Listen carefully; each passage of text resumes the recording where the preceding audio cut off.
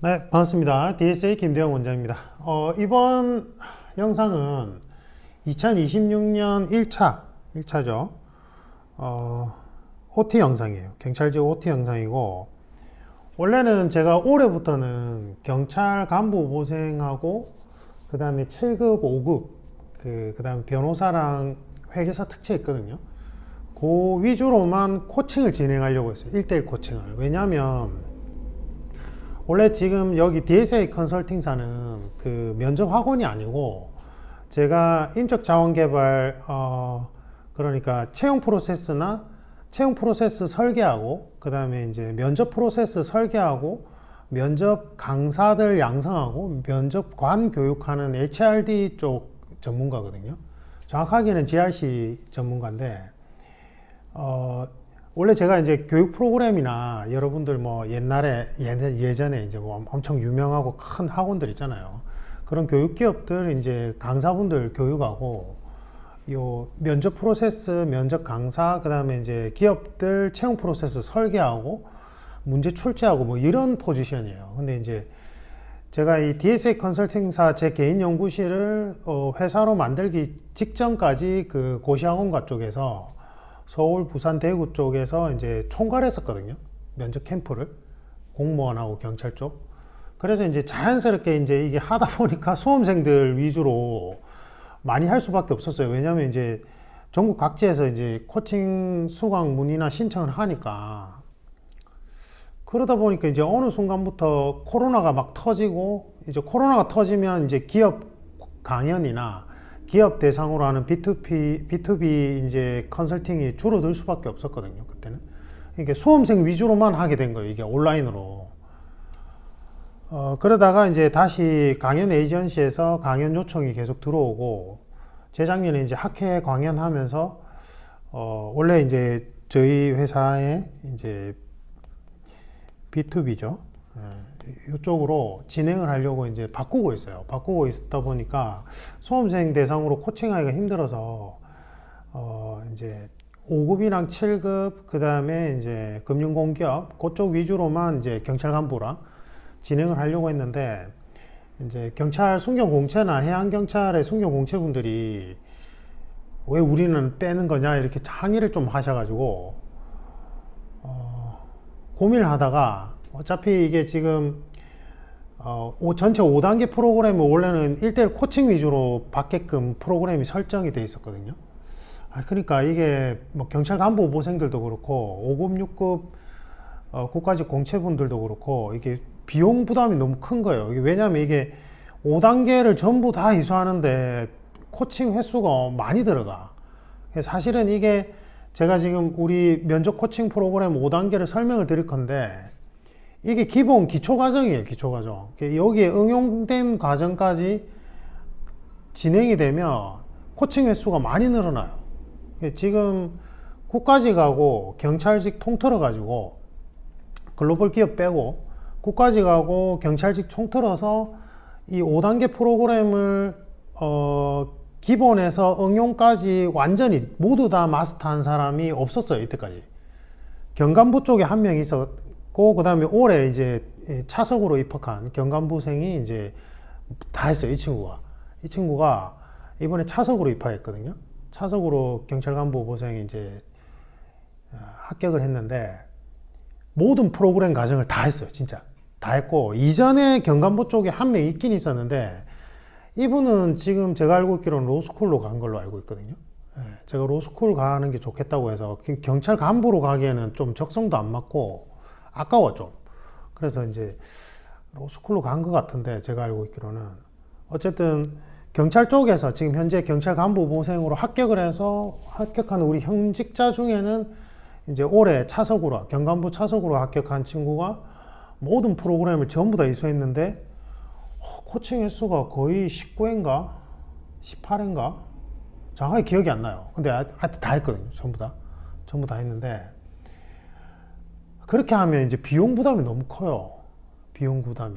그러니까 이분은 이제 원래 전직 군인이었다가 장교에서 이제 바꾸는 개념이니까 이제 본인이 모아놓은 돈도 있고 이게 어느 정도 겠는데 일반 수험생들 입장에서는 비용 부담이 많이 커가지고 그리고 순경공채 같은 경우에는 프로그램을 이렇게 깊이 있게까지 할 이유는 없단 말이에요. 경감부처럼. 그래서 이번에 좀 많이 바꿨어요. 많이 바꿔가지고 전자책으로 작년부터 만들었잖아요. 그게 조금 가독성이 너무 떨어지. 작년에는 조금 전자책이 경찰 면접책이 좀 그랬던 게 제가 이제 독점 계약을 하고 있던 그 출판사하고 해지를 하면서 제가 전자책을 발간하려고 했는데 기간이 너무 짧아가지고 그냥 문서 형태로만 PDF를 만들어서 올렸거든요.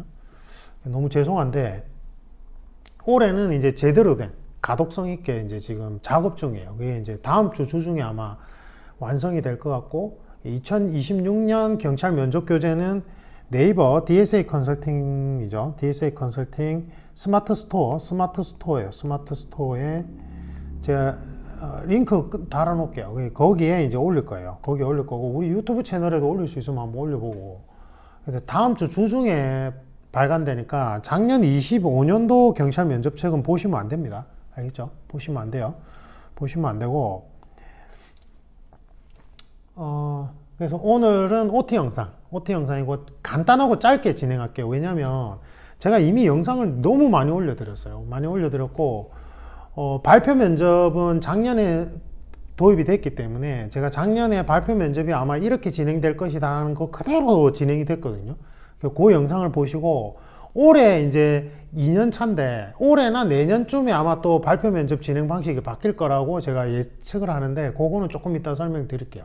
설명드리고 그래서 요번에 이제 좀 프로그램 개편이 많이 되고 있어요. 지금 제가 코칭 프로그램 그래서 전에 한번 코칭 받았던 분들도 조금 달라진 부분들이 많으니까 영상 강의를 좀 보시면 좋을 것 같고 제가 이제 운영하는 컨설팅사는 DSA 컨설팅사인데 정확하게 얘기하면 전략 컨설팅사예요. 그래서 인적 자원에 대해서 어떤 식으로 교육을 시켜서 어떻게 배치를 해서 어떻게 이 해당 조직체를 발전시키는데 도움이 될 것이냐. 그게 이제 뭐 영리 기업이라면 사기업의 매출을 증대하는데 어떻게 인적 자원들을 이제 배치하고 교육을 할 거냐 이 문제고, 공공기관이라면 인적 자원을 활용해서 공공기관의 공익 목적 실현을 위해서 어떻게 행동할 것이냐 이런 거예요. 그래서 뭐 제 소개를 간단하게 해드리면 모르는 분도 있으니까 지금 공공기관 쪽에서는 공직자 대상 시사 이슈 분석, 리더십 역량 강화, 그 다음에 다양한 그 강연이나 교육을 진행하는 거고, 예전에 이제 요거 알겠죠? 이게 유튜브에서 이걸 정확하게 얘기하면 안 된다더라고요. 요런 데서 이제 면접 캠프를 운영했어요. 면접 캠프 운영하고 강의도 하고 요런 일들도 했어요. 그냥 요거는 아시면 될 것 같고, 말을 하면 안 된다더라고. 이것도 윌땡에서 경찰 면접 캠프를 직접 운영했다 뭐 이렇게만 얘기하는. 왜 그런지는 잘 모르겠는데, 뭐 합격생은 뭐 천 단위예요. 수천 명이겠죠. 제가 이제 오래 했으니까 최근에는 이제 경찰 간부 후보생들을 위주로 많이 진행되고 있고, 그 다음에 해경 간부 후보생들, 경찰 프로파일러 특채는 예전에 있었을 때는 뭐 많이 했었죠. 지금 다 활약 중이고, 변호사 회계사 특채도 많이 하고 있고, 경호처럼 국정원도 많이 하죠. 그 다음에 국가직 하는데, 이제 뭐 이거는 합격생 배출은 저희 네이버 DSA 컨설팅 카페가 있어요. 네이버에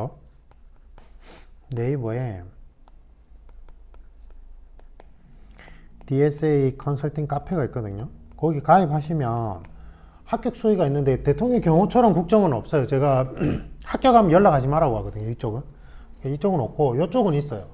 올려주신 분들이 있으니까 거기 이제 한번 읽어보시면 여러분한테 도움 될 거예요. 수강후기나 합격 수기 있으니까 보시면 되고, 뭐 환산 6점 뒤집고, 환산 6점 뒤집은 거 거짓말 같은데 있어요.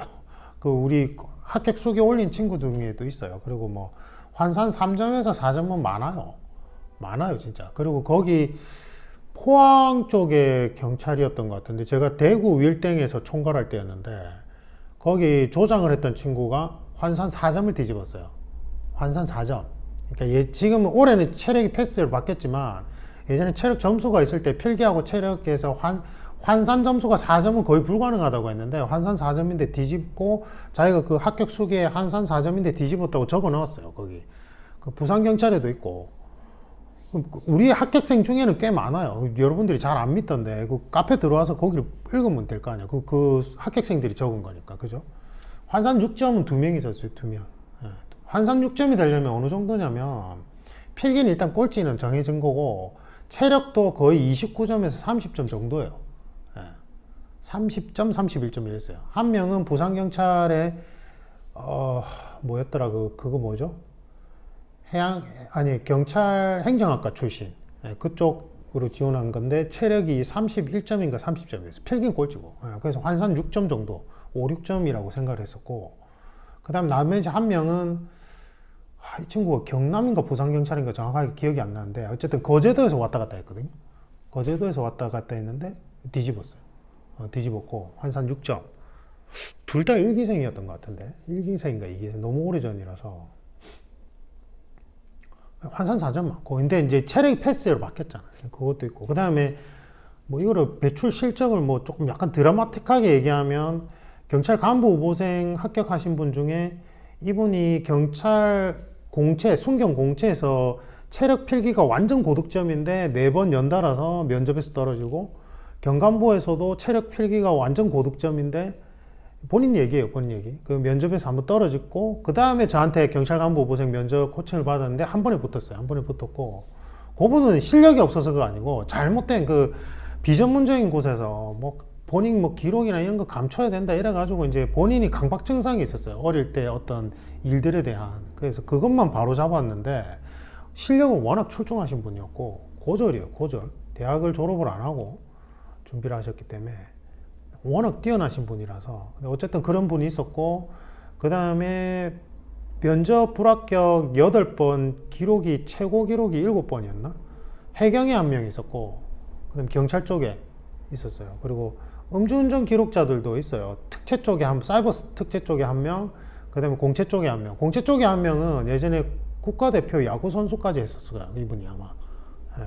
어깨를 다쳐가지고. 근데 이분은 사실은 음주운전을 했다기보다는 사연이 있었어. 근데 이제 걸리긴 했는데 자기가 이제 술 먹고 이제 취한 상태에서 운전한 게 아니에요. 이분은 되게 억울한 케이스였거든요. 근데 이제 어쨌든 음주운전 기록은 있었어요. 기록은 있었는데 이분도 아마 면접이 그러니까 필기 체력은 계속 고득점이었는데 면접이 5번인가 6번인가 떨어지고 자기는 이제 음주운전 기록 때문이라고 하니까 이제 그렇게 알았던 거예요. 근데 아니라고 하니까 이제 서울에서 왔다 갔다 하면서 코칭을 받으셨는데 붙었고 그 외에도 많아요. 그러니까 이제 카더라 통신에서 안 된다 하는 거 그건 전부 다 제가 아니라 했잖아요. 아니고 심층면접 구성 원리상 공식 결격 사유가 아닌 이상은 그 사유를 직접적인 이유로 해서 못 떨어뜨려요.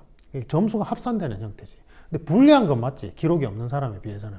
불리한 건 맞는데 그 기록 때문에 떨어지는 건 아니라고, 내 말은. 어쨌든 뭐 많으니까 저희 카페 한번 들어오셔서 보시면 좋을 것 같고. 그 다음에 이제 저는 여러분들은 좀 생소할 수 있는데 저는 이제 요 GRC 전문가예요. GRC라고.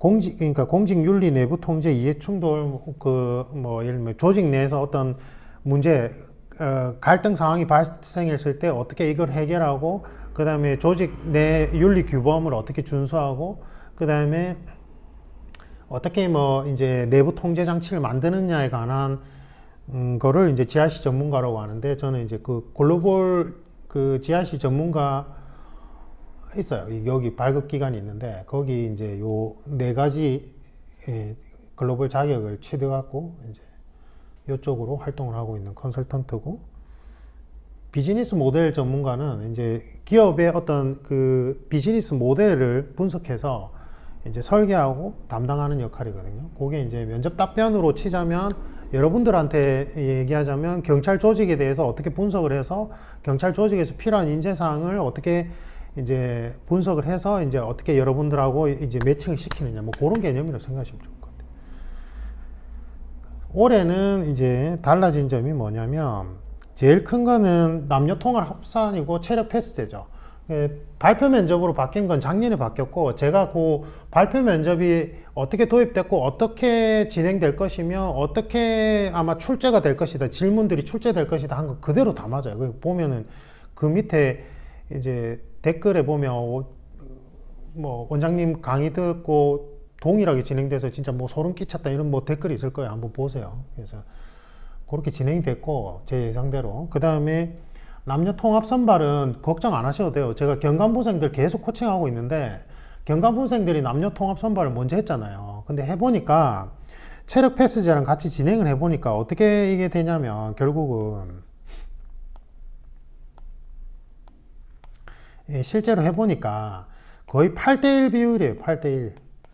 그래서 예전에 경감부 쪽에서 여성분들 뭐 2명 채용하고 그 다음에 뭐 35명 채용했을 때보다는 비율이 약간 늘어났을 수는 있는데, 전체적인 비율을 보니까 여전히 남자들한테 남경들이 많이 채용되고 있거든요. 그래서 뭐 다 여경들만 채용될 것이야 이거는 아니고, 8대1은 무슨 말이냐면 체력이 패스제로 바뀌었는데 여경 준비생들이 거의 8명 정도는 떨어지고, 체력에서 그 다음에 1명 남자 1명 정도 떨어지더라고요. 비율이 이게 거의 유지가 되고 있다고요.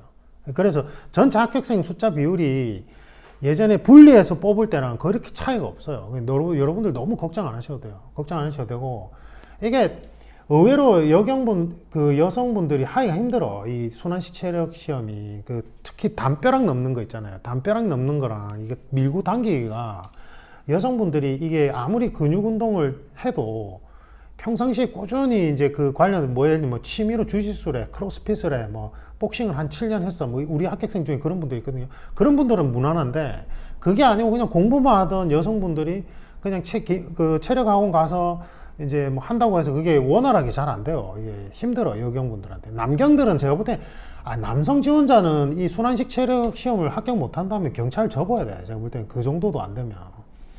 이제 뭐 그럴 수는 있죠. 다쳐가지고 부상을 입어서 꽈락을 뭐 본의 아니게 이제 통과를 못 할 수는 있지. 근데 그거는 아주 특이한 상황인 거고, 정상적인 컨디션에서 내가 정상적으로 운동을 한 남성분들은 저거는 무조건 통과해야 돼요. 통과할 수밖에 없는 거고. 그래서 어쨌든 비율이 어느 정도 맞춰지기 때문에 여러분들이 크게 걱정을 안 해도 되는데, 제가 걱정되는 지점이 뭐냐면 바로 이 면접이에요. 면접. 무슨 말이냐면, 경감부 쪽은 제가 경감부생들을 코칭해 보면 경감부 수험생들은 상향 평준화가 돼 있어요. 발음이 상향. 다 잘해. 이 친구들 다 똑똑하고 다 메타문해력도 어느 정도 다 뛰어나고 다 잘해요. 그래서 면접에서 남녀 비율이 그렇게 차이가 안 나는데, 제가 지금 이 순경공채 쪽은 걱정되는 게 이게 면접에서 걱정이 돼. 여경들이 남경들보다 면접을 잘해요. 대체로. 이게 체력이 문제가 아니고 지금. 남경들이 걱정이 돼. 왜냐하면 남경들은 수준이 천차만별이에요. 진짜 메타문해력이, 제가 코칭하면서 자기들이 웃는다니까. 제가 이전 영상들 보면 지금 MZ세대들 메타문해력 엉망진창이라서 내가 너무 힘들다고 막 하소연을 하잖아요. 그래서 이제는 필기하고 면접 준비를 같이 해야 된다. 체력이 패스제로 바뀌었기 때문에 미리 제 그 멤버십에 있는 메타문해력 강의를 차근차근 보고 과제도 제출하고 하라고 잔소리 엄청 하거든요. 근데 다 누가 하고 있냐면 대부분 다 로스쿨 준비생들이나 아니면은 현직자예요. 현직자들이 너무 좋거든. 그러니까 이제 현직에 가서도 이게 시사 이슈 분석을 통해서 자기가 문해력 공부를 하는 게 나중에 승진이나 이런 데 도움이 많이 된다고 생각하니까 대부분 현직자 아니면 로스쿨 준비생들이야. 아니면 간부후보생 준비생들이야. 순경공채분들한테 진짜 필요한 건데 안 들어. 내가 보니까. 지금 남자분들, 여성분들, 여경분들이 그나마 좀 더 높아요. 수준이, 평균 수준이 메타문해력이라. 근데 남경분들이 너무 떨어지거든.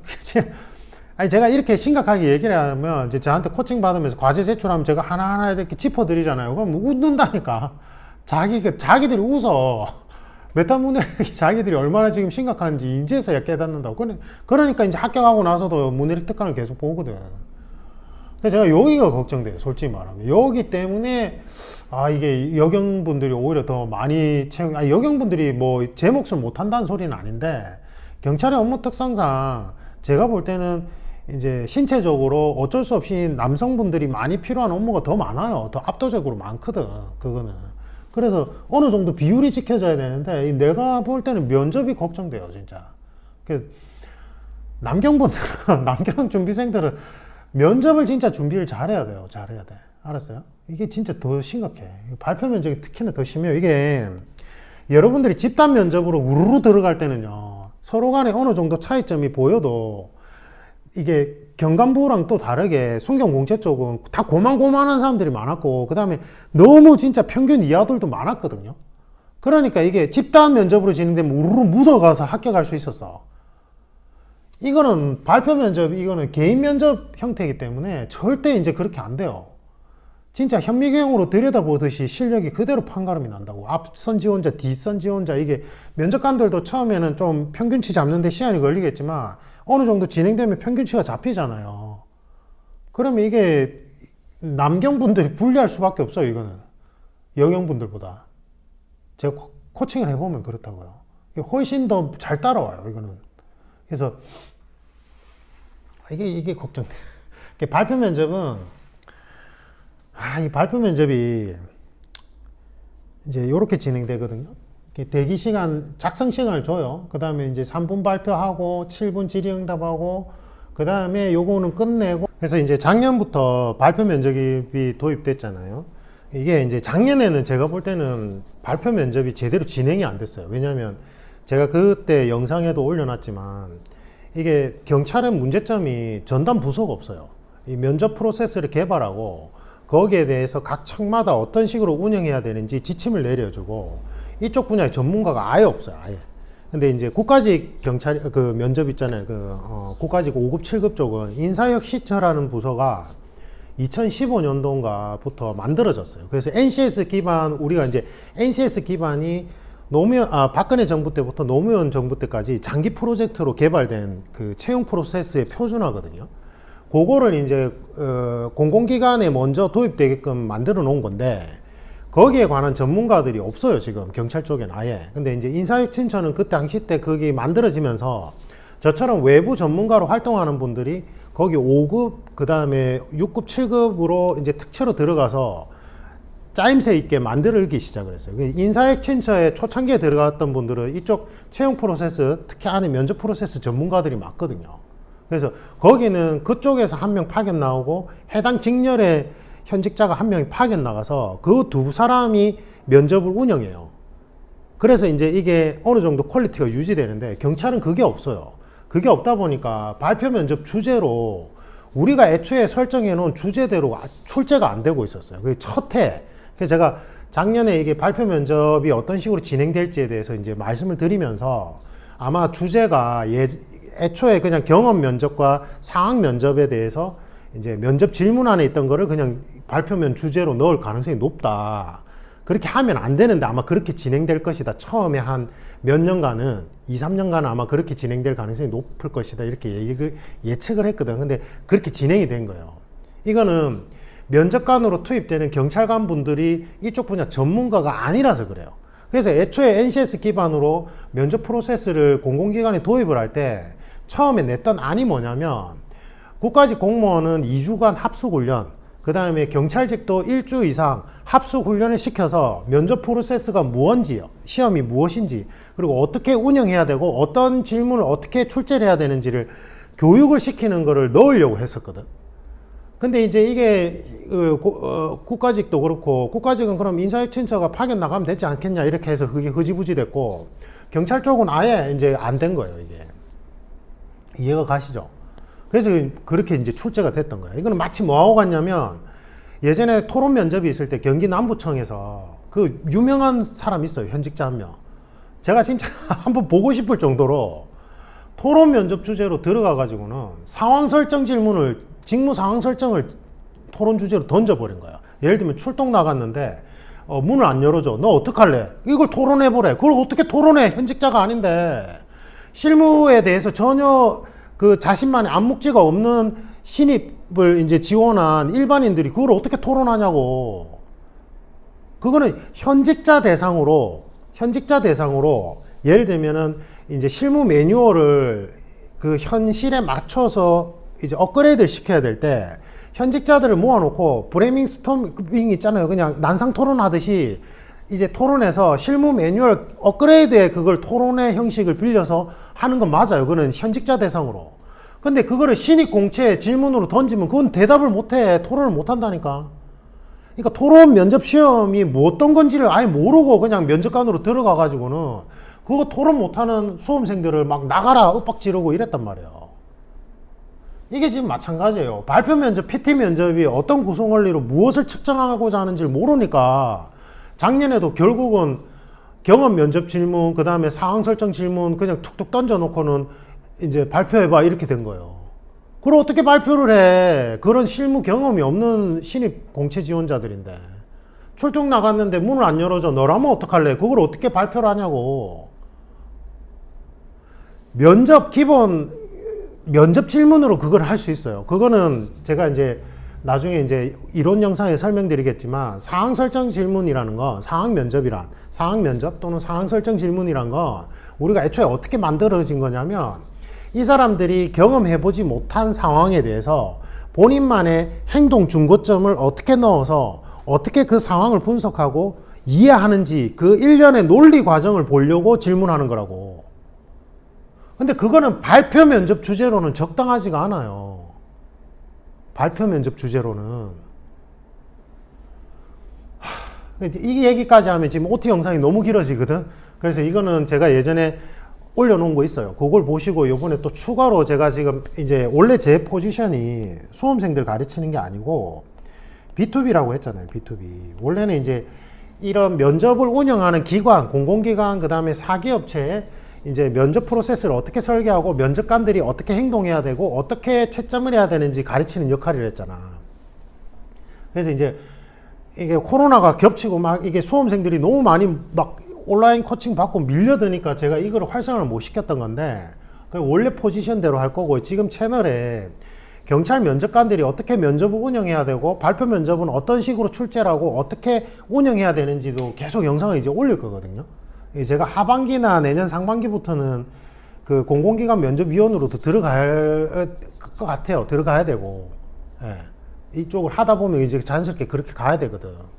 그때 가서도 제가 그 기관에 가서도 설명하겠지만 제가 채널에 그걸 올릴 거예요. 그래서 좀 각 지청별로 면접관으로 막 경찰 업무 열심히 하다 면접관으로 투입되는 분들이 요걸 좀 제대로 이해를 해서 제대로 출제를 했으면 좋겠어. 저는 솔직히 말하면. 그래야지만 제대로 된 측정이 가능해지고 옥석을 가려낼 수 있단 말이에요. 예? 그래서 요 얘기까지 제가 OT 영상에서 하면 너무 길어지니까 그건 제가 따로 빼놓을게요. 빼놓고 그냥 절차적인 부분은 요렇게 진행돼요. 들어가면 발표 면접 준비라고 이제 종이를 줄 거야. 그래서 원래 제대로 된 면접 그러니까 출제 질문으로 던지면 어떤 게 들어가야 되냐면 그런 상황 면접, 경험 면접 질문이 주어지면 안 되고 여러분들의 가치관을 측정할 수 있고 그 다음에 여러분들의 여러 가지 순발력이라든지 분석 능력을 함께 출제할 수 있는 복합 문제로 줘야 돼요. 그럼 예를 들면 실무와 관련된 발표 면접 주제를 주려면 지방직이나 국가직 그 일반 행정직 공무원들 출제되듯이 예를 들면 거기에 이런 게 있어요. 이제 CCTV를 이제 설치를 해야 돼. 설치를 하려고 하는데 지역 주민들이 너무 반발하고 어떤 지역 주민들은 찬성하고 어떤 지역 주민들은 반대하는 거예요. 사생활 침해 이유로. 그러면 여러분들이 이러한 정책을 실제로 운영할 때 지역 주민들과 어떤 식으로 소통을 해서 어떻게 합의점을 도출할 것인가 라고 출제를 해줘야 돼. 이거는 아까 여러분들이 출정을 나갔어. 그런데 신고받고 출동했는데 정작 그 해당 집에서 문을 안 열어줘. 그럼 어떡할래? 이거랑은 다른 거라고요. 지금 작년에 출제됐던 경찰직의 발표 면접 기출은 이런 거예요. 네가 어떻게 그 상황에 대해서 행동할래? 이걸로 그냥 그치는 거고 1차원적으로. 실무 매뉴얼과 관련된 질문이에요. 어떻게 보면.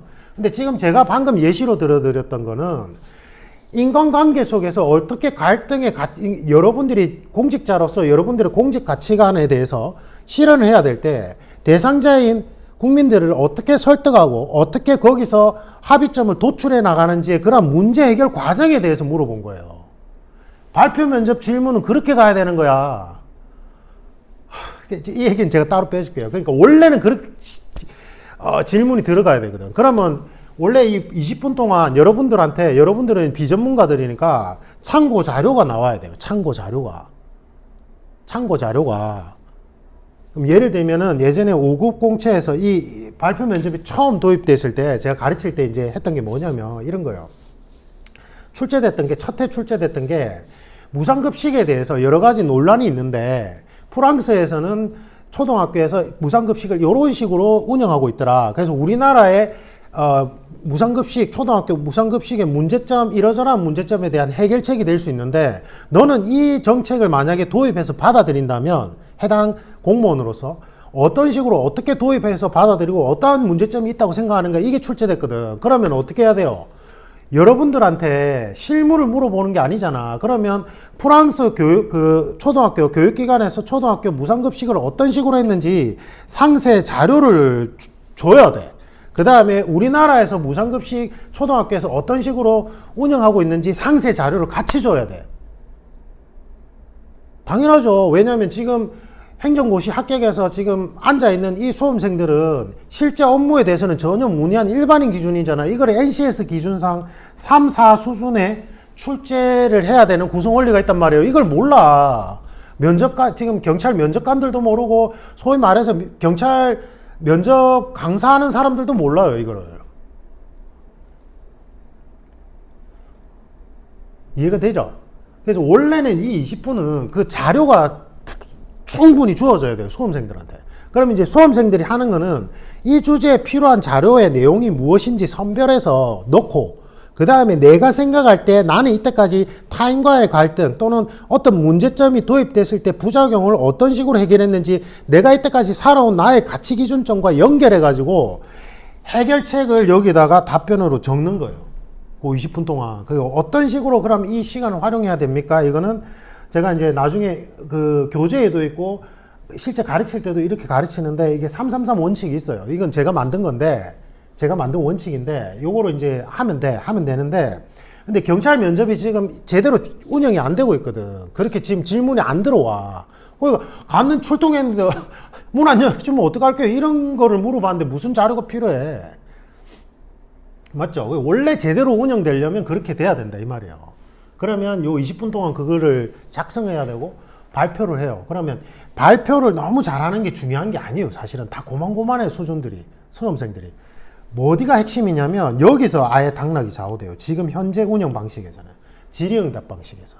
그러면 내가 이 아마추어, 이 분야의 전문가들이 아니잖아. 아까 얘기했던 그 5급 공채 합격한 행정고시 합격한 수험생들도 행정교육 전문가가 아니란 말이에요. 일단은. 맞죠? 그러면 발표한 내용이 다양한 허점들이 존재할 거야. 그러면 면접관들이 그 허점들을 파고들어서 질문해 주는 거예요. 그러면 답변을 하면서 이 사람이 어떻게 인기 능력, 그러니까 상황 대처 능력이 있는지, 그리고 본인이 발표한 내용에 대해서 어느 정도 깊이가 있고, 어느 정도 문제 해결 능력이 있는지가 자연스럽게 측정이 된다 이 말이에요. 다시 얘기하면 발표 면접에서 이 사람의 상황 해결 능력을 보고 싶다면 아까처럼 그냥 1차원적으로 출동했는데 문 안 열어주면 어떡할게요 이렇게 출제하면 안 되는 거라고. 애초에 후속 질의응답을 통해서 이 사람의 상황 대처 능력을 파악해야 되는 거예요.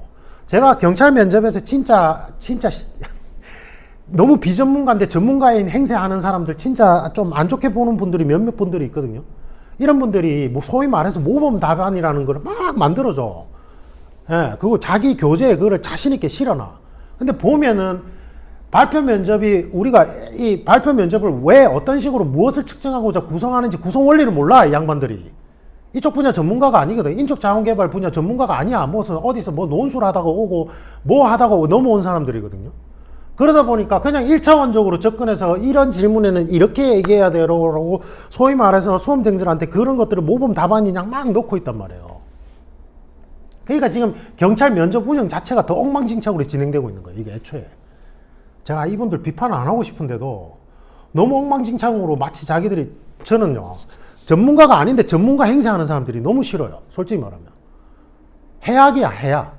자기가 모르면 모른다고 얘기하고 아예 그냥, 예전에 해경 쪽에 그런 분이 있어요. 해경 쪽에는 면접 교재까지 출간하셨는데 자기는 그냥 실무자로 경찰 해경하다가 이제 넘어왔는데 경찰 면접을, 해경 면접을 어떻게 우연히 담당하게 됐고, 자기가 모르는 이 구성원리 부분을 저한테 가르침을 이제 요청했단 말이에요. 이분들이 오히려 제대로 된 분들이에요. 제대로 된 전문가가 되겠지. 이미 되셨겠지. 예, 제가 뭐 함께 하진 않았지만, 비용적인 부분 때문에 함께 하진 않았거든요. 근데 저는 이런 분들이 진짜 제대로 된 전문가로 성장했을 거라고 생각을 해요.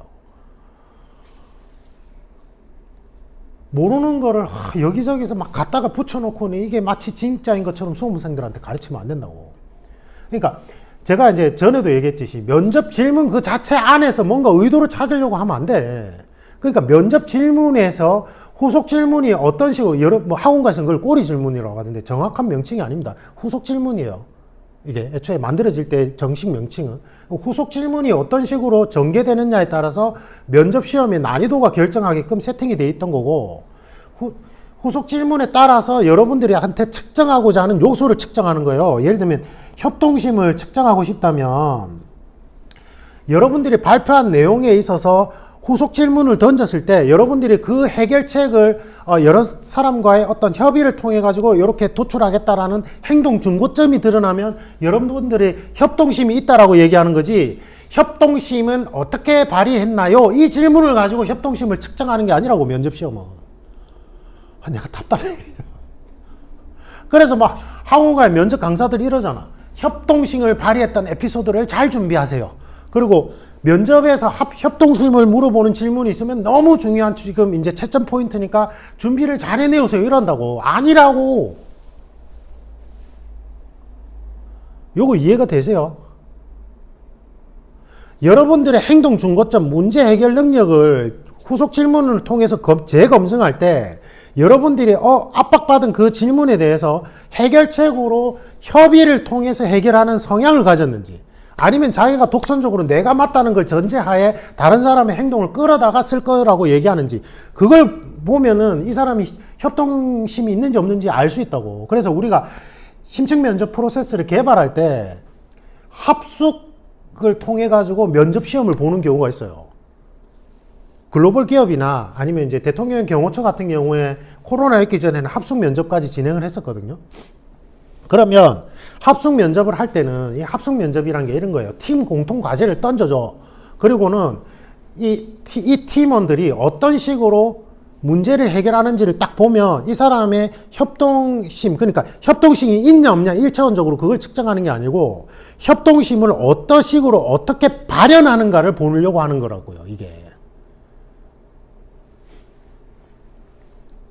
그러니까 수험생들한테 채점 기준표대로 이렇게 준비하세요, 이거는 틀린 말이야. 그거를 수험생들이 채점 기준표만 보고 제대로 준비할 수가 없어요. 이거는 운영 방식에 관한 부분이기 때문에. 이것도 제가 다른 영상에서 많이 설명을 했어. 이거 생략할게요. 그래서 이런 식으로 준비되고, 여러분들 지금 현재 수준에서, 그리고 현재 지금 출제되는 경찰직 쪽 발표 면접 수준에서는 질의응답이 제일 중요하다고요. 이게 제일 중요해요. 그 다음에 경험 인성 면접이라고 들어가죠. 저는 이제 인성 면접이라는 명칭을 자꾸 바꾸라고 제가 주장하는데, 이쪽 관련된 전문가들한테 사실은 인성 면접이라는 표현 자체가 틀린 표현이거든요. 요것도 이제 제가 따로 영상으로 올린 게 있는데 다시 한번 올려드릴게요. 그래서 어쨌든 이게 이제 공식적으로 표기된 거는 경험 인성 면접 질문이고, 우리 프로그램에서는 1, 2단계에 해당되는 파트예요, 이게. 그러니까 요거에서 점검하고자 하는 거는 여러분들의 인생의 가치 기준점을 점검하고 싶은 거예요. 인생관, 직무, 그러니까 그 인생관이 발현돼 가지고 공직 가치관으로 이제 활용되는 거거든요. 그럼 가치관이 뭡니까? 이렇게 물어보면 여러분들이 인생을 살아감에 있어서 이제 결정을 해야 되는 순간에 어떠한 기준점으로 결정을 해야 되는가, 이게 인생관이라는 거예요.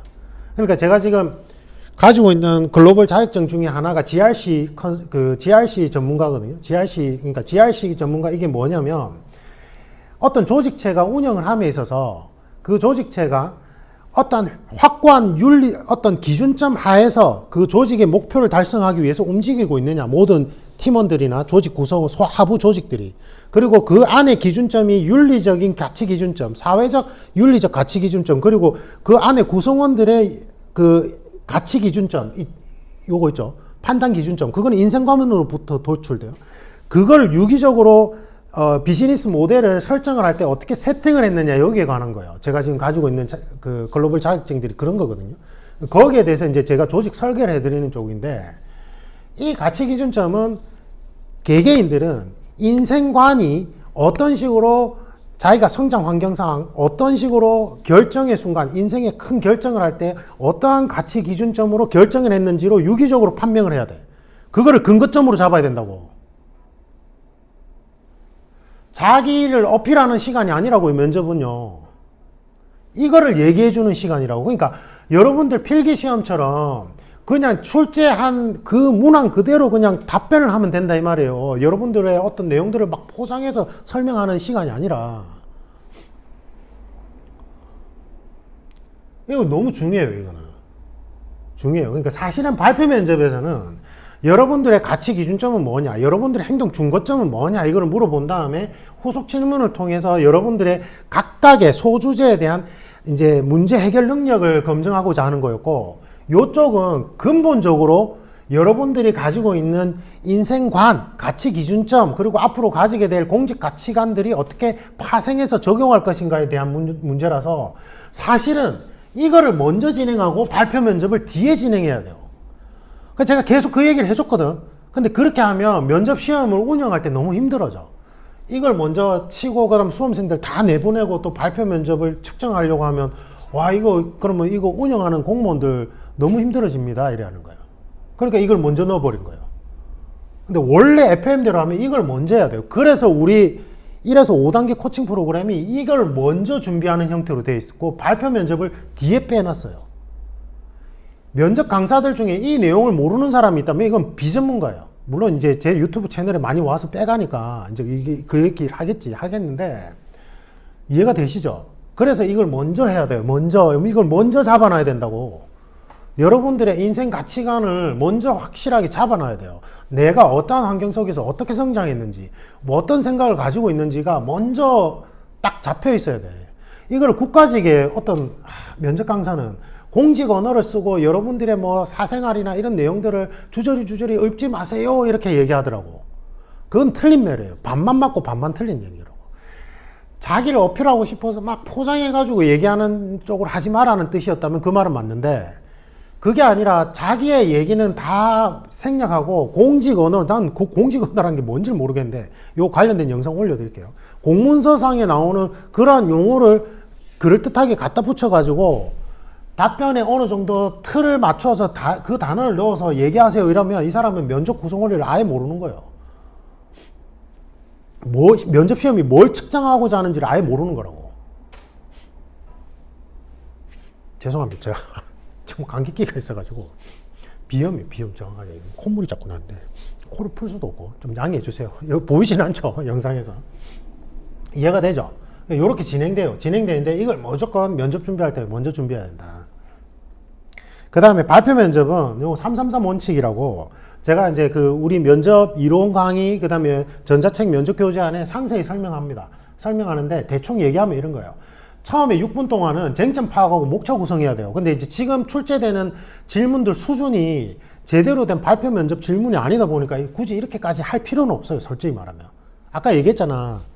다르잖아요. 여러분들 출동 나갔는데 문 안 열어주면 어떡할래요? 이렇게 1차원적으로 질문하는 형태에서는 6분 동안 쟁점 파악하고 목차 구성할 필요는 없어요. 솔직히 말하면. 근데 예를 들면 아까 얘기했듯이 여러분들이 CCTV를 설치해야 되는 담당 공무원이고 주건부서인데 지역 주민들이 찬성하는 사람이 있고 반대하는 사람이 있다. 근데 이 반대하는 사람들과 찬성하는 사람들의 합의점을 어떻게 모을 것이며 실제로 CCTV를 어느 곳에 어느 정도로 달지에 대해서 여러분들이 이 주민들을 함께 모아서 간담회를 열어서 소통을 해야 되는데 구체적으로 무엇을 어떤 식으로 운영할 것이며 유의사항은 무엇이 있다고 생각하느냐 이렇게 질문이 나오면 이거는 안에 쟁점들이 여러 가지가 있어요. 핵심 쟁점과 소쟁점들이. 그거를 파악하고 그걸 목차를 구성하는데 시간을 할애해야 돼. 사실은. 이제 그렇게 질문이 나왔다는 전제예요. 그러면 6분 정도는 3분의 1 정도는 이걸 파악하는 데 써야 되고 그 다음에 나머지는 그 목차에다가 키워드를 적는 거예요. 그러니까 주저리 문장으로 적으면 안 돼. 이거는 면접관들이 이제 이번에는 앞지를 줬다 했나? 앞지를 줬나? 혼자 봤나?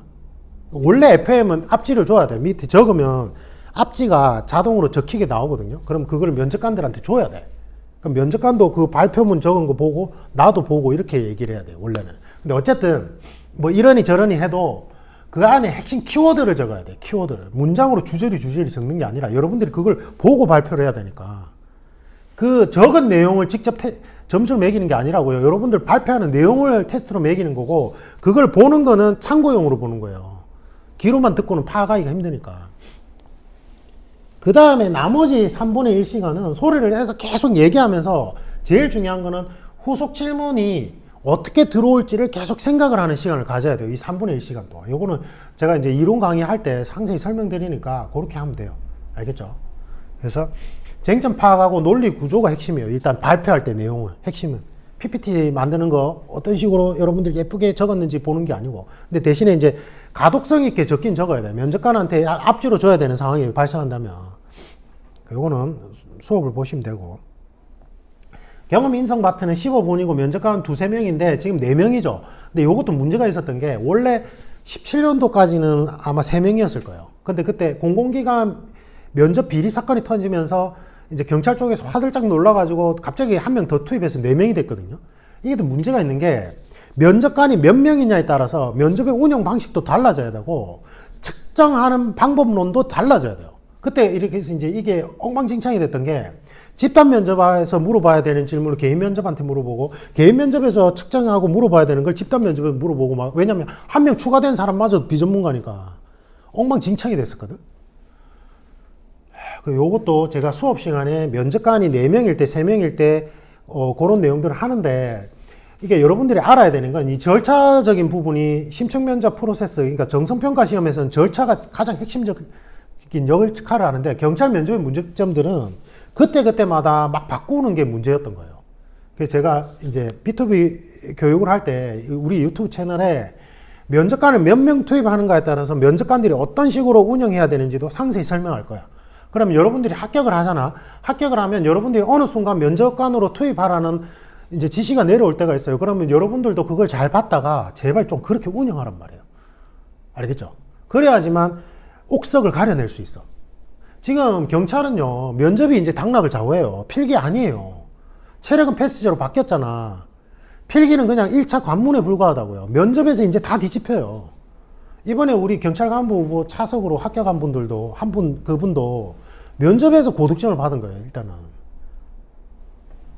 그리고 이 개인 면접으로 이렇게 현미경으로 들여다보듯이 이렇게 검증하면 점수 폭이 아주 커져요. 집단 면접으로 진행할 때는 이 면접관의 심리가 어느 정도 평균치를 맞추는 선에서 점수를 배분하거든.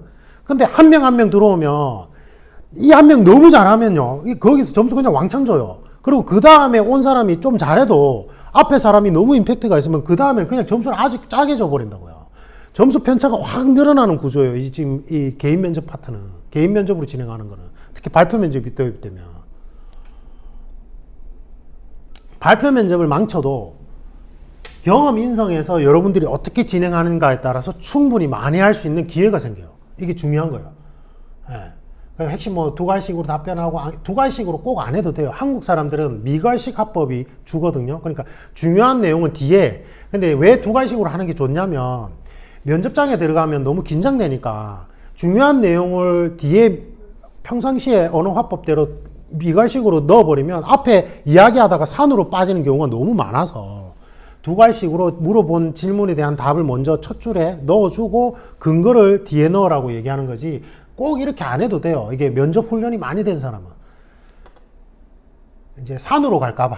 예, 그 유의사항. 그 다음에 암기금지는 키워드는 숙지한 다음에 내가 그 키워드를 조합하는 훈련을 해야 되거든요. 근데 이게 제가 이 공공기관 쪽 면접 준비생들을 코칭해 보니까 준비 기간이 꼴랑 해봐야 2주 아니면 4주 이래 돼. 5주나.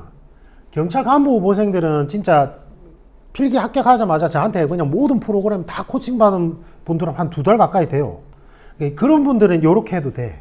키워드만 숙지한 다음에 조합하는 형태로 충분히 훈련이 돼 있기 때문에 되는데 그게 아니고 단기간에 끝내야 되는 분은 어쩔 수 없이 중요하게 빈출되는 질문에 대한 답은 여러분들이 작성한 답변 그대로 외우는 게 맞는데 유의사항이 뭐냐면 사람마다 아주 예외적으로 한 10% 정도가 제가 실제 필드에서 코칭을 해보니까 구어체랑 문어체가 다른 사람들이 있어요. 전에 서울시 7급으로 합격한 수험생인데 이분이 9급을 먼저 떨어졌는데 필기가 1등으로 합격했는데 9급 면접에서 떨어졌어. 지방직, 그것도 지방직, 경기도 지방직으로. 그런 경우가 거의 없거든요. 그럼 꽈락을 맞았단 말이야, 이 사람은. 꽈락을 맞아서 그냥 필기 성적 상관없이 떨어진 거거든. 근데 왜 꽈락을 맞았냐면 이 사람이 못해서가 아니라 제가 이제 온라인으로 코칭 받을 때 분석을 해보니까 글로 적은 문어체는 원래 평상시에 본인이 쓰지 않는 너무 학술적인 용어로 적은 거예요. 평상시 말은 되게 일상적인 대화로 하는데. 그래서 제가 아까 국가직하고 지방직 공무원 쪽에 어떤 강사가 공직 언어를 쓰라는 말이 위험하단 말이 이 부분이에요. 내가 너무 평상시에 쓰지 않는 글로 적어버리면 안 외워져, 그게. 외워지지가 않아요. 머리에 안 남는다니까. 그래서 시험이기 때문에 어느 정도 격식을 갖춘 언어, 정제된 언어는 써야 되지만 공문서에나 나올 법한 그러한 단어들을 현란하게 써가지고 이 문어체, 그러니까 글로 적는 거를 구어체로 표현하려고 하면 절대 안 나와요, 입 밖으로. 이분이 그런 케이스였거든요. 거기에 대한 해법도 있어. 그래서 제가 코칭해서 그거 고쳐가지고 7급에 합격했어요, 오히려.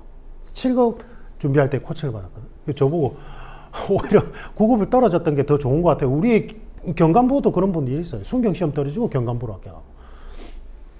그래서 이거는 무조건 이 내용이 맞는 건 아니에요. 저거는 코칭할 때 제가 개인별로 이분의 이러한 차이점에 대해서 먼저 분석한 다음에 코칭할 때 좀 알려드리니까 요거는 요렇고, 가치 기준점 이거는 문제는 뭐냐면 수험생들이 스스로 도출하기가 힘들어요.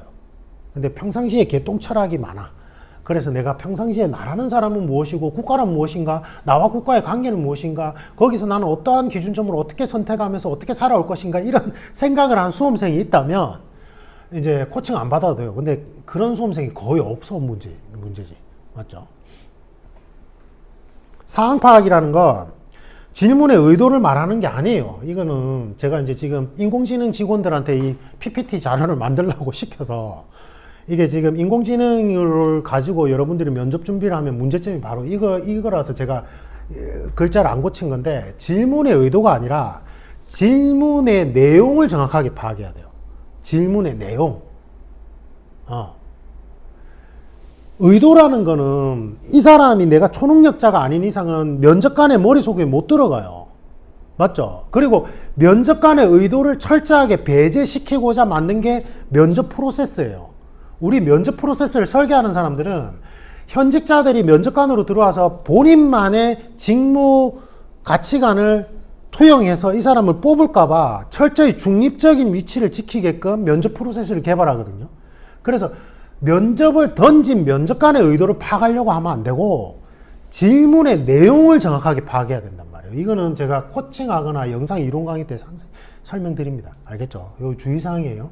그래서 출제 구성 원리를 알아야 돼요. 그러니까 상황 면접은 출제 구성 원리가 뭐냐? 아까 얘기했던 행동 준거점. 그 다음에 경험 면접 질문은 이 사람이 과거에 어떠한 상황 속에서 어떤 식으로 문제를 해결했는지 보면 이 사람의 행동 패턴이 보이거든요.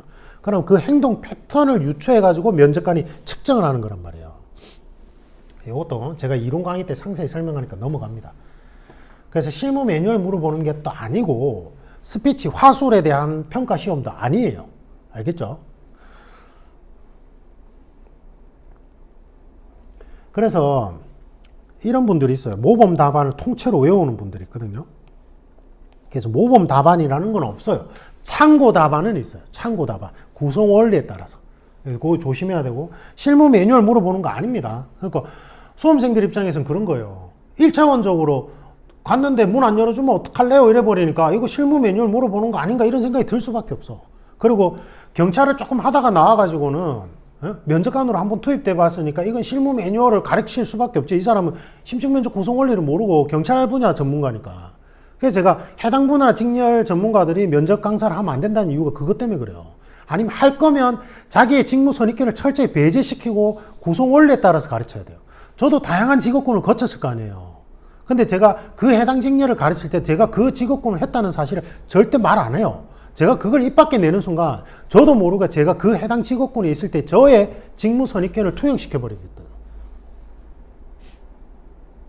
그 아까 얘기했죠. 소통 협력 1차원적으로 협업한 사례 이런 거 물어보는 거 아니랬죠. 예, 그거를 무조건 넣어서 말하세요 이러면 그거 다 비전문가예요. 그런데 가서 배우지 마세요. 알겠죠? 예. 그 다음에 발표 지면만 보고 쫄쫄쫄 읽으면 안 돼. 아까 얘기했듯이 목차를 적고 키워드만 적으라는 이유가 여러분들이 머릿속에서도 어느 정도는 도식화해서 그 도식화된 내용을 이야기를 할 줄 알아야 돼요. 그리고 기억이 안 나는 단어들을 흘끗흘끗 보면서 참고하면서 얘기를 해야 된다고. 그 다음에 시사 이슈를 하나하나 외울 수가 없어요. 여러분들이 모든 시사 이슈를 하나하나 외우고 가면 내가 준비하지 못한 시사 이슈를 대응을 못해. 우리가 3단계 때 7개의 박스가 있고 제가 헌법과 법 철학을 기반으로 모든 시사 이슈의 핵심 쟁점으로 작동하는 거. 그러니까 출제자 입장에서 왜 이런 시사 이슈를 질문하는지에 대해서 공통 원리만 추출한 게 있어요. 그럼 3단계를 보고 여러분들이 그 3단계의 핵심 쟁점을 모든 시사 이슈에 그거를 넣어서 핵심 쟁점으로 말하는 훈련을 4단계 때 하게 돼요. 발표 면접에 경찰 정책 주제가 나오면 그런 식으로 한다고. 예를 들면 이런 거예요. 복면금지법이 홍콩에서 그때 시위가 일어났을 때 복면 착용하면 안 돼라는 금지법안이 나왔고 우리나라에도 그 법안이 나왔거든. 그럼 복면금지법에 대해서 어떻게 생각합니까? 이러면 이거를 애초에 우리가 출제 출제 구성 원리상 이거는 어떤 핵심 쟁점을 물어본 거냐면 개인의 인권과 수사의 편의성의 충돌 문제예요. 수사기관에서는 수사의 편의성을 확보하기 위해서 다양한 어떤 방법론을 얘기하는데 복면을 착용을 안 하면 폭력 집회를 주도하는 사람이 누군지 파악하기가 너무 쉽지. 근데 문제는 뭐냐면 복면 착용을 금지해버리면요. 내가 뭔가 이야기를 하고 싶어도 얼굴이 드러났을 때 이제 업무상 보복의 위려가 있는 일반 시민들은 못 나서게 돼요. 이렇게 되면. 그러면 개인의 집회 시위의 자유에 대한 인권 침해 여지가 발생할 수 있거든. 이게. 그래서 이러한 것들을 실제 정책을 도입할 때는 제가 3단계, 1단계에서 얘기하는데 시대와 환경에 따라서 그 가치 기준점, 정책의 가치 기준점은 가변적이란 말이에요. 그래서 그러한 핵심 원리를 먼저 배우고 나서 거기에 따라서 시사 이슈를 어떻게 적용하는지는 제가 우리 유튜브 채널에 형통할 멤버십 있죠. 거기 보면 매 주차별로 시사 이슈 분석을 메타문해력 훈련을 어떻게 하고 그 다음에 이 시사 이슈 분석에서 3단계의 핵심 쟁점이 어떻게 활용되는지를 설명한 게 있거든요. 영상마다. 그게 한 300개가 넘어가요. 제가 그거 다 보라 하거든. 면접 준비 기간 동안. 다 봐야 돼. 왜냐면 제가 겹치는 거는 얘기를 안 하고 안 겹치는 거 위주로 하기 때문에 중요한 건 좀 반복해서 하기도 하고. 그래서 수험생들이 우리 5단계를 할 때 3단계 이론을 하고 나서 시사 이슈나 정책 분석할 때 그 3단계의 핵심 쟁점을 적용하는 걸 되게 힘들어해서 제가 그걸 형통할 멤버십에 넣어놨고 면접 이론 강의가 있는 만사형통 프로 멤버십 있죠. 그 20몇만 원짜리 그걸 하면 형통할 멤버십에 있는 300개 넘는 강의를 다 무료로 볼 수 있단 말이에요. 그러니까 여러분들 의지 문제 한 달 안에 이론 강의를 끝내고 싶으면 이론 강의만 보면 안 되고 거기 안에 만사형통 멤버십에는 면접 출제의 구성 원리에 따라서 좀 더 깊이 있게 설명한 내용도 있고 그 다음에 형통할 멤버십에는 시사 이슈에 관한 부분들 다 있거든요. 그러니까 합쳐서 한 500개가 돼요. 그거 다 보라고. 그럼 퍼펙트하게 준비하고 갈 수 있어. 근데 본분이 거의 없다는 게 문제인 거지. 네. 됐죠? 그래서 5단계는 어떻게 되는 거냐면 처음에 1단계에서 인생관 도출 훈련을 해요. 여기서. 이게 너무 중요해. 이게 진짜 중요하단 말이에요. 이게. 그 다음에 핵심 예제를 확장하는 훈련을 해요. 333 적용 이게 아니고 요거는 오타예요. 오타. 우리 인공지능 직원들이 오타를 낸 거고 이거는 딥러닝 기법을 통해 가지고 인공지능이 자가학습하는 형태로 하는 건데 여러분들이 실제 면접장에 들어가면 제일 힘든 게 예상하지 못한 후속 질문이 나왔을 때거든요. 그래서 내가 어떤 원 답변을 했을 때, 원 질문에 대한 원 답변을 했을 때 어떤 식으로 후속 질문을 예측하는지 훈련하는 게 2단계 때예요. 요거는 코칭이 한 번만에 끝나는데 과제하는데 너무 오래 걸려. 그래서 제가 이번에 전자책 개편안에서는 제가 그 속성 분류를 다 해놓은 다음에 여러분들이 거기다 넣어서 범주화만 시키면 되게끔 다 바꾸고 있어요. 여러분들이 독하게 어느 정도 가능하게끔 지금 전부 다 바꾸고 있단 말이에요. 그 전에 제가 작년까지 그 전자책 면접 교재랑 그 다음에 이론 강의들은 사실은 코칭을 받아야지만 코칭의 보조수단으로 만들어 놓은 것들이라서 독학용은 아니었거든요. 아니어서 이번에는 여러분들이 코칭 횟수는 최대한 줄이고 어느 정도 독학할 수 있는 부분은 독학할 수 있게끔 제가 다 바꾸고 있어요. 그래서 제가 전자책은 다음 주 주중에 나와요. 다음 주 주중에 나오고, 그 다음에 여러분들이 코칭 수강 결제는 3월 30일부터 가능합니다. 30일부터. 알겠죠? 저도 준비 기간이 좀 있어야 돼서. 그 다음에 쟁점적 공통 원리 아까 설명드렸죠. 모든 시사 이슈나 정책을 전부 다 케이스 바이 케이스로 외우고 갈 수가 없어요. 그래서 핵심되는 원리, 헌법과 법철학 기반으로 이건 다 제가 만든 거예요. 이거 유출되면 안 돼. 그 내용들 위주로 7개의 박스가 어떤 식으로 확장되는지도 이번에는 교재 안에다가 상세히 그 방법론까지 다 적어 놓을 거야. 근데 영상 강의는 꼭 봐야 돼요. 만성동 프로 멤버십 해서. 그 다음에 발표 면접 대비 4단계 때 여기 이제 활용하는 거 배우고, 그 다음에 5단계는 PTM 5회 테스트인데 그것도 제가 이제 추려놨어. 그 구성 원리에 따라서 사실은 4개의 영역에서 발표 면접 주제를 출제하게끔 돼 있는데 작년에는 이제 그렇게 안 했죠. 엉망진창으로 진행했죠. 점점 좋아질 거예요. 좋아질 거라서 요렇게 되고, 중요한 거는 뭐냐면 여러분들이 요거를 최대한 빨리 갔다가 되돌아와야 돼. 무슨 말이냐면 전체 준비 기간이 5주잖아요. 그러면 3주 만에 이걸 빨리 끝내야 돼. 빨리 끝내고 나머지 2주 동안 이거를 여러분들이 혼자서 다시 되돌아오잖아. 그럼 이게 저절로 완성되게끔 돼 있어요. 그렇게 교육 프로그램 개발자로서 만들어 놨다고. 이거는 개인으로서 나에 대한 거. 이거는 공동체 속에 나에 대한 상에 대한 문제거든요. 공동체 속에 대한 나의 상은 까지 오고 나서 다시 되돌아가면 개인으로서 나에 대한 상과 공동체 속의 나에 대한 상은 유기적으로 연결되어 있기 때문에 빨리 갔다가 다시 되돌아오면 예전에 했던 것들이 톰뒤바퀴처럼 막 맞물리면서 나에 대한 상이 명확해져요. 그래서 제가 코칭하는 분들은 예전에는 3일에서 5일 간격으로 무조건 빨리 진행해야 된다고 얘기했던 게 그래서 그런 거예요. 알겠죠? 혼자서 독학하더라도 그렇게 하셔야 된다고. 빨리 갔다가 빨리 되돌아와서 다시 해보세요. 요거를 계속 로테이션 돌리잖아. 그럼 나머지 2주 동안 그걸 계속 로테이션 돌리면 어느 순간에 출제 구성 원리가 눈에 보이기 시작하면서 아, 내가 이렇게만 핵심 코어만 준비해 가면 어떤 질문이 나와도 내가 대답할 수 있구나, 이런 걸 느껴진단 말이에요. 됐죠? 그러면 이제 코칭은 어떻게 진행될 거냐면 1대1 코칭 프로그램은 3월 30일부터 되고 최소 3회 이상 결제를 하셔야 돼요. 처음에 결제를 하시는데 이게 비용 문제가 있다 보니까 제가 이번에 어떻게 설계를 했냐면 코칭 3회로 끝나는 형태가 있고 코칭 5회에서 7회로 끝나는 코스가 있고 그 다음에 10회에서 12회로 끝나는 코스가 있어요. 제가 이제 왜 이렇게 5회에서 7회, 10회에서 12회라고 하냐면 개인별 진도 수준이 달라서 그래요. 이게 1대1 코칭이다 보니까. 이게 원래는 5단계를 전부 다 하려면 최소 10회에서 12회 이상 해야 되거든. 그럼 경제적으로 부담이 너무 되는 거야, 수험생 입장에서. 그래서 제가 전체 5단계 안에서 2단계, 3단계, 4단계는 혼자서 할 수 있게끔 최대한 자세히 설명하고 만들어 놓을 거예요. 전자책 안에. 그러면 이론 강의, 만성형통 프로 멤버십의 이론 강의 보면서 그거 따라 하면 돼.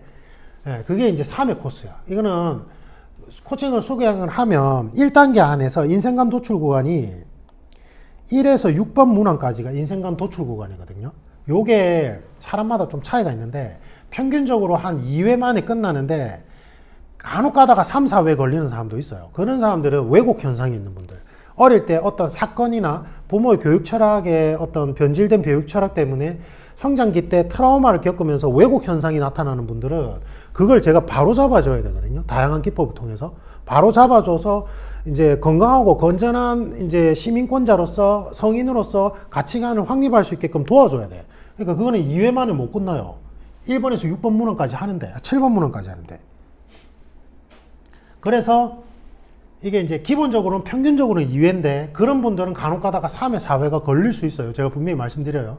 그래서 요 코칭을 3회 하는 코스는 사실은 이게 평균적으로 2회 한다는 전제하에 1번에서 6번까지만 코칭을 받고 나머지는 영상 강의 보면서 여러분들이 이것도 영상 강의 보면서 답변을 적어야 돼. 그거는 필수예요, 필수. 그래서 영상 강의 보면서 답변을 적은 거를 제가 이제 답변을 보면서 코칭을 하는 거예요. 온라인으로. 과제 제출하면 전화로. 화상으로 해봤는데 화상으로 전혀 진행할 필요가 없어. 그리고 화상으로 하면 얼굴이 보이다 보니까 속 깊은 내용을 못 털어놔요, 수험생들이. 그래서 그냥 전화로 하는 게 낫더라고. 전화로요. 전화로 하고 이거를 오프라인으로 절대 하지 마. 오프라인으로 하면 돈 낭비해요. 비용만 비싸고 마주 보면서 하면 그냥 울고 계속 울어, 수험생들이. 이제 어릴 때 내가 살아온 게 너무 서럽거든. 저도 당하고 그게 제대로 진행도 안 되고, 이제 물론 엉엉 울고 나서 너무 개운해요. 개운하지, 감정적으로. 그래서 너무 감사해요, 원장님 하면서 더 좋았다는 분도 있지만, 제가 볼 땐 그건 돈이 아까워. 예. 그 돈 받을 바에 온라인으로 더 횟수를 늘리는 게 나아요, 수험생들 입장에서. 그래서 온라인으로 하는 게 더 좋아요. 온라인으로 하세요, 무조건.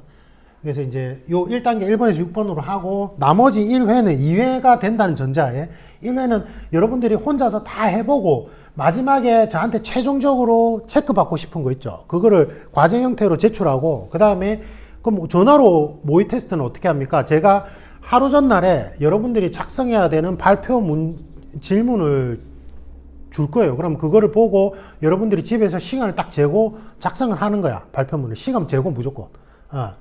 그리고 나서 저한테 그 최종적으로 물어보고 싶었던 거 질문과 답변, 그 다음에 발표문 작성한 거를 온라인으로 한글 파일로 보내주면, PDF 파일이나 그걸로 보내주면, 그걸 보면서 제가 코칭해드리고, 발표문은 시간 딱 잰 다음에 저한테 전화로 얘기해보세요 한 다음에 후속 질문을 통해서 훈련하는 걸 할 거예요. 그게 온라인으로 진행되는 모의 테스트.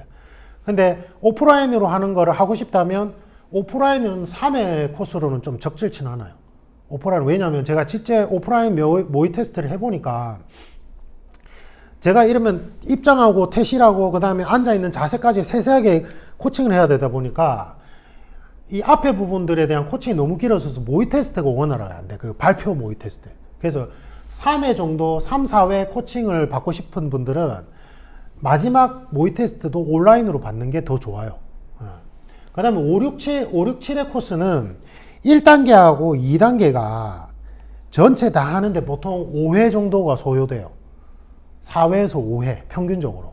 그럼 나머지 1회, 2회 정도는 모의 테스트를 하고, 요때부터는 오프라인 모의 테스트도 괜찮아요. 나머지는 혼자서 다 하고.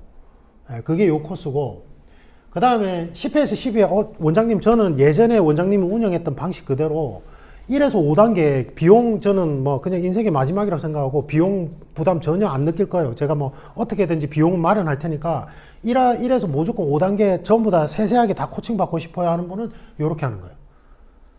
근데 이제 3, 4, 5단계 어느 정도, 2, 3, 4단계 어느 정도 독학이 가능하게끔 맞춰서 굳이 이렇게 할 필요 없어요. 순경 공채분들은. 경감부 쪽은 워낙 다 평균 레벨이 높아서 가급적이면 이렇게 해도 되고 이렇게 해도 되는데, 순경 공채는 이렇게까지는 할 필요는 없고, 근데 제가 필기를 너무 망쳤고, 면접에서 무조건 고득점 받아야 되고, 한 번에 끝내고 싶고, 경제적인 부분은 제가 어떻게든 다 준비가 되어 있습니다 하면 이거 해도 돼요. 되는데 중요한 점 뭐냐면, 아까 얘기했듯이 모든 프로그램을 빨리 끝내야 돼. 그래서 3일에서 5일 간격으로 해야 돼요. 모의 테스트는 당연히 여러분들이 혼자서 하는 거 있고, 마정의 모의 테스트는 그 기간은 길어도 되는데, 1회, 2회 정도, 3회 정도, 이 앞부분에 하고 각 단계별은 3일에서 5일 간격으로 최대한 빨리 끝내버려야 돼. 그게 제일 핵심이에요, 핵심. 이거를 이해를 못하는 분들이 있어요. 해보면 무슨 말인지 알아. 그리고 네이버 DSA 컨설팅 카페에 들어가서 수강 후기를 꼭 보세요. 거기 보면 어떤 식으로 진행되는지 알아. 옛날 요 방식대로 진행된 거 있어요. 그거 보세요. 알겠죠? 그래서 어느 정도 독학이 가능하게끔 프로그램을 변형했기 때문에 요것도 괜찮고 요것도 괜찮아요. 효과가 있게끔 만들어 놨거든. 그래서 굳이 경제적으로 압박이 있는 분들은 요렇게 안 해도 돼. 알겠죠? 그게 주의사항. 그 다음에 예약 규칙이 너무 중요한데, 제가 공고문에 보면 환불 예약 규칙 꼭 보세요. 왜 그러냐면 1대1로 진행이 되고, 각지에서, 전국 각지에서 수험생들, 경찰직뿐만 제가 진행하는 건 아니잖아. 그러면 그 해당 타임에 했는데 막 2, 3일, 하루나 이틀 전에 변경을 무작정 해버리면 그 타임을 다른 수험생이 쓸 수가 없어요. 저도 활용을 못해. 버리는 거야, 그러면. 그러면 우리 컨설팅사 입장에서는 이제 손해인 것도 있겠지만, 문제는 뭐냐면 다른 수험생들이 그 타임을 이용 못하는 게 더 치명적이에요. 그래서 온라인, 공식 온라인 예약 페이지에는 3일 전에, 3일 72시간 전, 3일 전이 아니라 72시간 전에 변경 신청이 가능하고, 근데 뭐 예를 들면 갑자기 체력 시험이 변경되거나 공식 일정이 변경되면은 2, 3일 전에 1일이나 2일 전에도 제가 예외를 인정해 드리긴 하는데, 학원, 체력학원 스케줄이 안 맞아요. 그 다음에 뭐 집에서 같이 밥 먹자고 해요. 부모님이 누구 아파서 안 되겠어. 이런 건 안 돼요. 천재지변이나 공식 시험 일정. 왜냐하면 다른 수험생들의 시간도 소중하기 때문에. 그러니까 그거는 여러분들 노쇼 처리되고 환불이 안 돼. 예. 그거를 제가 예전에는 제 개인 사비로 다 환불해 드렸더니 형평성 문제, 그 다음에 다른 수험생들 항의가 너무 빗발치는 거예요. 그러니까 이게 경제적인 부분이 아니라 다른 수험생의 시간의 문제란 말이에요, 이거는. 그래서 반드시 72시간 전에 변경하고, 그 다음에 공식 시험 일정, 체력 시험이 갑자기 변경돼서 어쩔 수가 없을 때는 제가 예외는 인정해 드려요. 그 다음 천재지변, 막 지진이 막 일어나서 집에 못 가. 그러면 이제 인정해 줄 수 있죠. 천재지변은. 근데 뭐 컴퓨터가 고장나서 그건 여러분들 개인 귀책 사유잖아요. 그건 인정 안 해준다, 이 말이에요.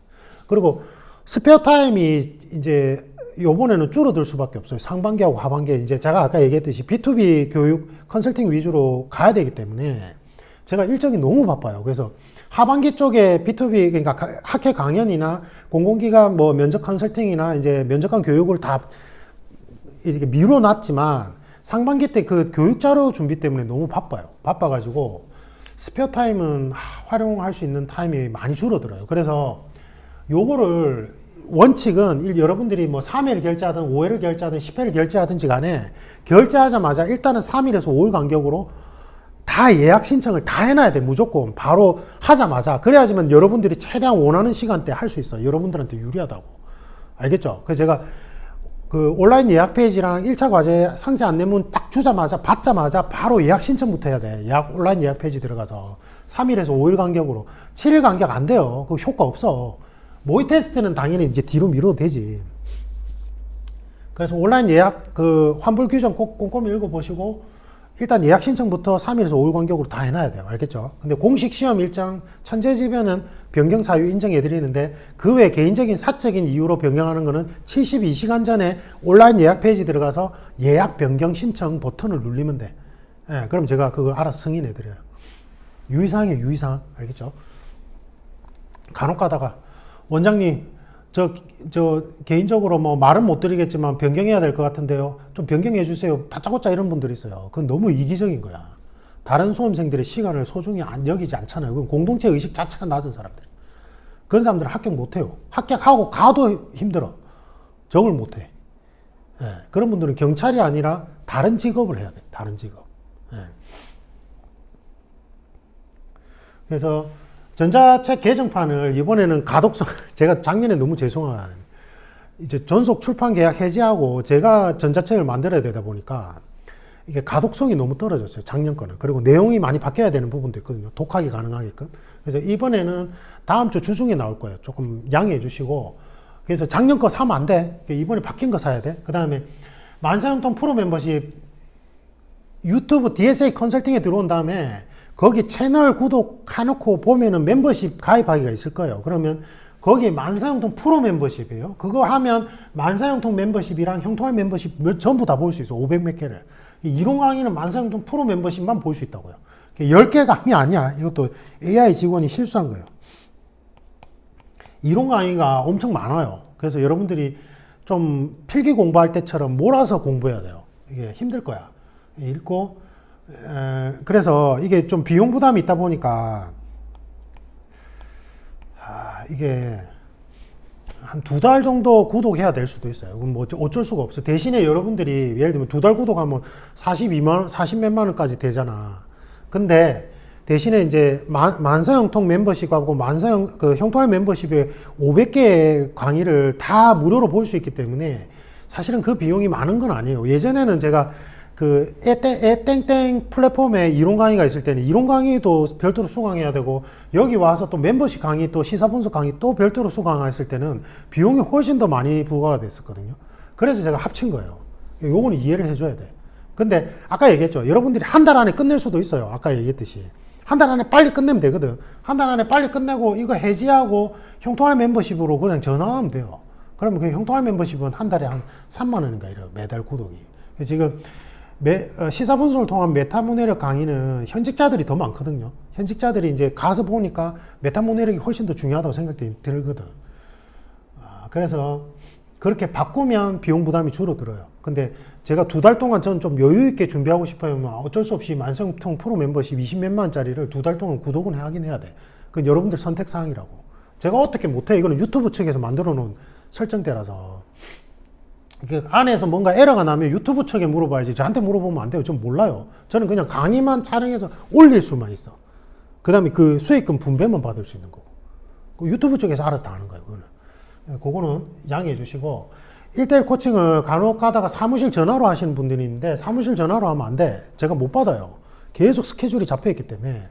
그래서 카톡 플러스 채널 있죠? 카톡 플러스 채널에 DSA 컨설팅이 있거든요. 여기 보시면 카톡 플러스 채널에 DSA 컨설팅이라고 있어요. 거기 카톡을 올려놓으시면 제가 상세 자료도 보내드리고 공고문봉도 보내드리고 수시로 답변할 수 있어요. 제가 쉬는 시간마다. 그래서 여기로 문의를 해주셔야 돼요. 알겠죠? 그리고 이제 아까 얘기했듯이 이제 코칭이 3회, 4회 정도로 마무리할 수 있는 코스도 따로 있으니까 그 독학이 가능한 부분을 많이 넣어놨으니까 면접 준비 기간 중간이나 면접이 끝날 때쯤에도 언제든지 해도 돼요, 이제는. 예전에는 막 대기자가 막 8명 생기고 못 해줬어. 왜냐면 모든 단계를 다 코칭을 해줘야 되는 형태였으니까. 알겠죠? 그게 좀 차이점이 있어요. 그래서 그렇게 하시면 될 것 같아요. 그래서, 원장님, 저는 코칭을 안 받고 그냥 전자책하고 그 다음에 그 멤버십의 이론 강의만으로 준비해도 될까요? 그래도 돼요. 그래도 충분히 가능해져요. 알았죠? 이상입니다.